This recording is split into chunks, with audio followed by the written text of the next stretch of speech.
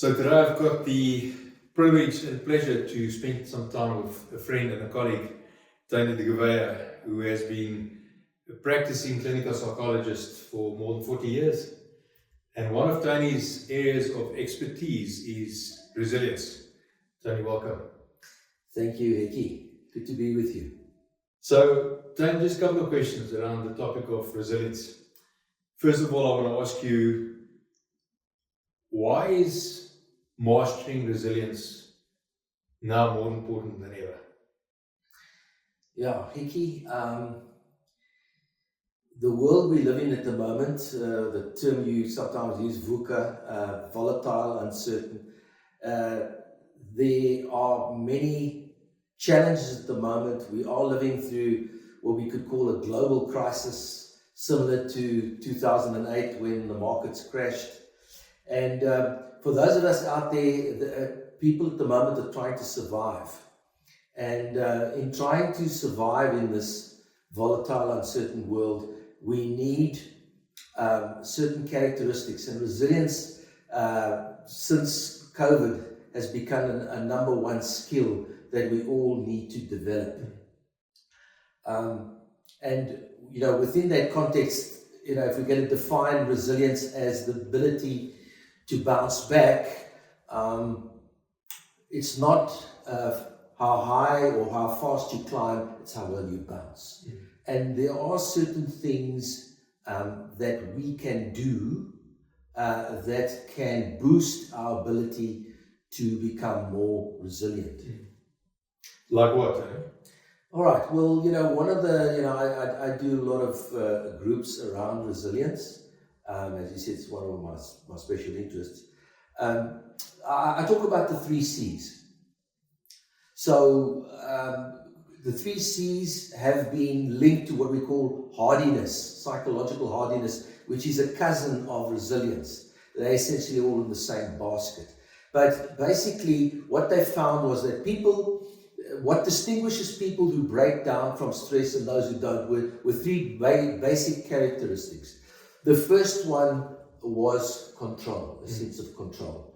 And here we differentiate between internal and external control. Now, obviously, from a psychological perspective, we want as much internal control as possible, rather than external control, where we are at the mercy of the markets or our boss or whoever.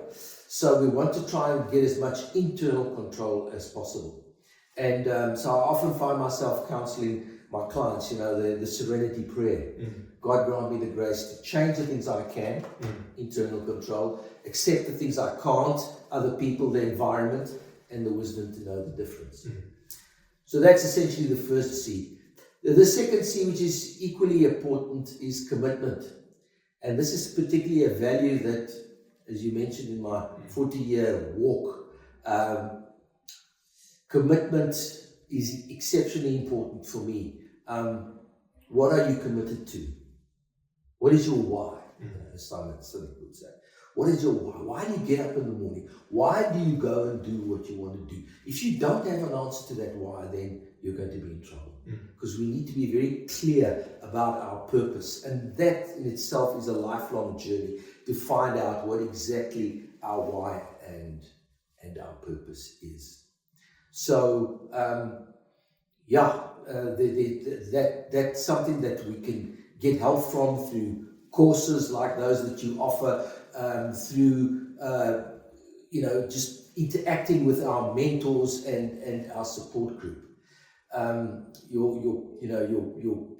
Your why, your purpose. I mean, Viktor Frankl, survivor of the concentration camps, he found that those people who had a why were the people who survived the horrible circumstances of the concentration camps like Auschwitz, as opposed to those who didn't.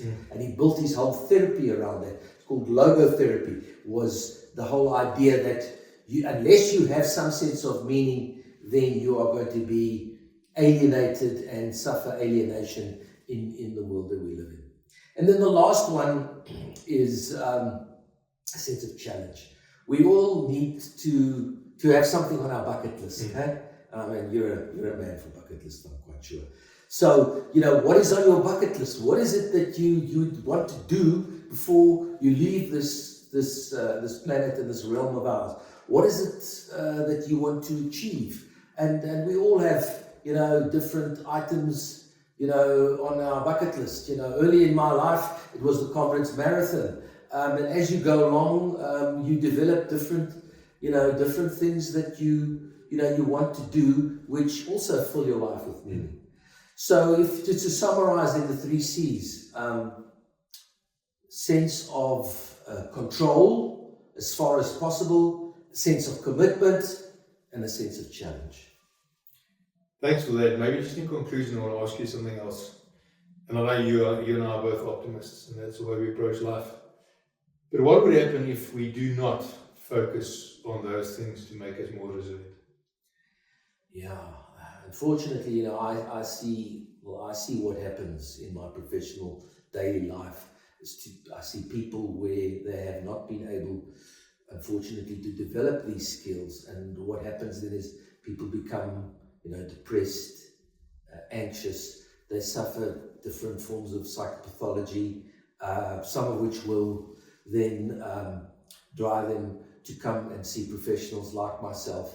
So that unfortunately is the alternative, is if we do not develop these skills through our own efforts, then we may be required at some point then to touch base with a professional counselor or coach to assist us in refocusing and building up those skills that are necessary for our resilience journey. So in short, it's critical that we do Absolutely focus on resilience. Absolutely. Becoming more resilient. Absolutely. It's become one of the buzzwords since COVID, and it will continue to do so, because as we can see, things just seem to get more and more challenging and more complicated. More important than ever. Absolutely.